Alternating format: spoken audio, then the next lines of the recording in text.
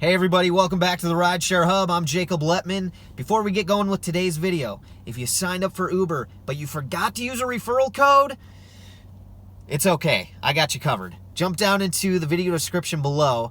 If you're a driver in the US and you're a newer driver, you can use a retroactive sign-up code to get your guarantee to start driving of up to $1,000. It might be $100, $500, $700, or $1,000. But if you're a driver in the US and you need a retroactive bonus code, again, it's in the video description below. All right, check it out. Hey everyone, you're stuck at home, you're self-isolating, you got sick of all your great Netflix and Hulu shows out there, Amazon Prime, HBO Go. I know, I've watched them all too. I've emptied it out. I've watched every single episode of everything that's available. It's not true. It's not true at all. But I have eaten a variety of different snacks, and I continue to do so. Hey, so because of what's going on in the world right now, today what we're talking about why Uber and Lyft earnings are down nationwide, and what you can expect as things progress. Important topic, right? So, first of all, I mean, it seems kind of basic, but why are the earnings down? Well, right, things were what they were long ago. A couple weeks ago, we were all happy and healthy, and now, bam, just like that, it's done. What happened? Well, first, it started out small.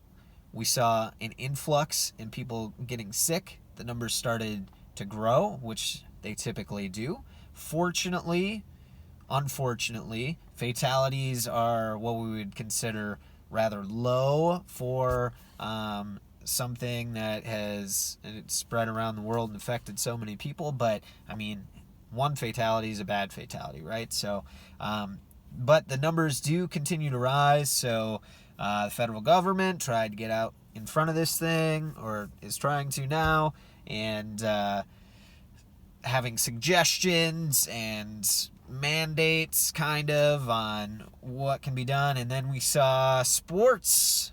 They were like, okay, well, we're gonna shut down the NBA. And then the NHL was like, okay, we're gonna shut down. And NCAA, right? And first it was no, we're gonna have nobody attending these events. And then it was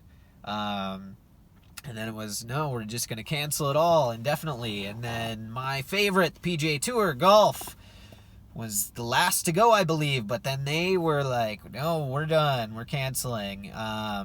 And schools started to shut down. Grade schools and universities moved online. And then everybody was sent home.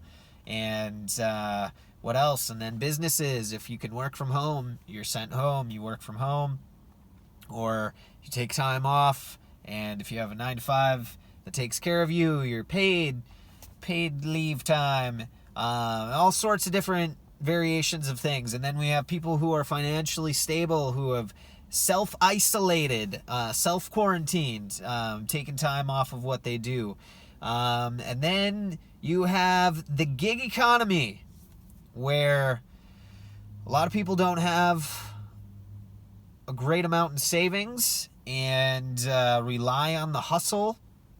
And I tell you what, the demographic I feel really bad for are people who, just made the shift into the rideshare world and started driving. And you better believe it, there's a good amount of drivers that probably did just start driving for Uber and Lyft, and then they're like, what is this? I mean, it's hard enough to figure out how to make sense of the whole rideshare world, which is why we have this channel that we do, because there's so much to figure out on where to be and when to be and how to maximize your time and efforts and all of that. And then it's like, boom, all this happened so rapidly, kind of nationwide. We have San Francisco that's in kind of like a lockdown quarantine situation, and it's happening all over the place. Right now I'm in Phoenix, and it started with the mayor of Phoenix, followed suit with restaurants and bars being closed, and then the suburbs started doing it, and Topgolf shut down. I'm a big golfer. I'm like, oh my gosh, if the golf courses closes, if you close the golf courses, I'm telling you, if the golf courses close,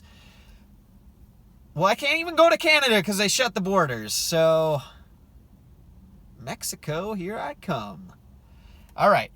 Anyway, so that's kind of what happened. And a lot of you already know that, right? I'm just recapping. But, so anyway, what is the point of all that? Well, those are all the people that we drive. All of those people that go to all of those things, all of those sporting events, schools, colleges, universities are huge. Anybody that goes out on a Friday, Saturday night, Thursday, Friday, Saturday night, all of those people, all those bars shut down. That is literally our entire industry. Not our entire, but a vast majority of it. And you better believe, like, a lot of people a lot of business people, a lot of them that travel, a lot of those meetings have been canceled. We're going to do it from home now. We're going to do it FaceTime or, whatever, virtual conferences, or over the phone. And so a lot of the business people aren't going to the airport. As we know, flights are down because who the heck wants to go to an airport right now if you can avoid it? Not judging you if you do, but I'm just saying those flights are way down. So basically, here's what I'm saying. The rideshare industry has been shot and wounded severely. We're bleeding out. We need someone to save us. However, I just want to throw this suggestion out there to you guys as one solution. If you need something to do in the interim, actually, before I even get to that, here's what I would really appreciate. Because we hear a lot of... This is actually really important. If you're still with me on this video, and I hope you are, please do this. Let us know what city you drive in, how long you've been driving for, if you drive full-time or part-time, how much on average, guesstimation is fine. I know this can fluctuate. But give us a guesstimation of how much you would earn in a week. And then let us know how much you're earning now. Or if you are still driving, or if you're looking for new work, let us know. Give us an update on where you're at. Because we hear a lot of statistics and things, but it's different kind of when we can get an actual person tell us about their current circumstances.